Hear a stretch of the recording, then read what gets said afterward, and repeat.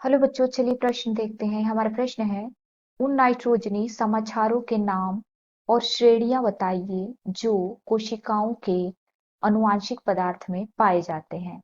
आइए समझते हैं। बच्चों, सबसे पहले हम अपने प्रश्न की मुख्य अवधारणा देखेंगे। मुख्य अवधारणा हमारे प्रश्न में पूछा गया है कि नाइट्रोजनी समाचारों के नाम और श्रेणियां बताइए जो कोशिकाओं के आनुवांशिक पदार्थ के रूप में पाए जाते हैं।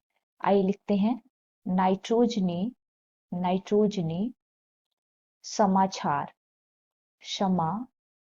क्षारों के बारे में हमें बताना है। क्षारों के बारे में आइए समझते हैं। बच्चों, सबसे पहले जानेंगे कि आनुवांशिक पदार्थ क्या होते हैं। अनुवांशिक अनुवांशिक पदार्थ क्या होते हैं? तो ऐसे पदार्थ जो जनक से संतति तक पहुंचते हैं।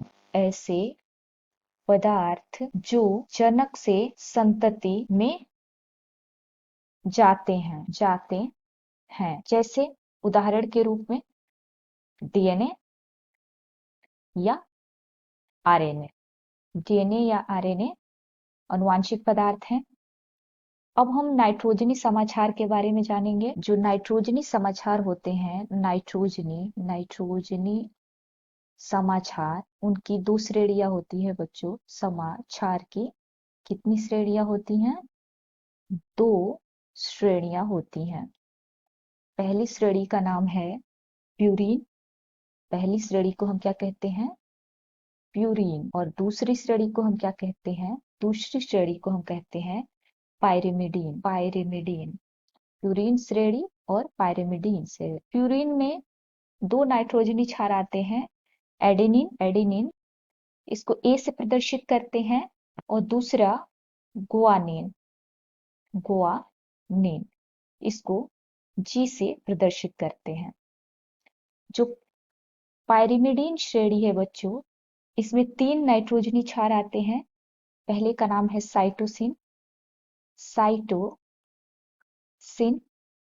सी से प्रदर्शित करेंगे इसे। थाइमिन, इसको टी से प्रदर्शित करेंगे। और तीसरा नाइट्रोजनी क्षार यूरेसिल, जिसको यू से प्रदर्शित करते हैं।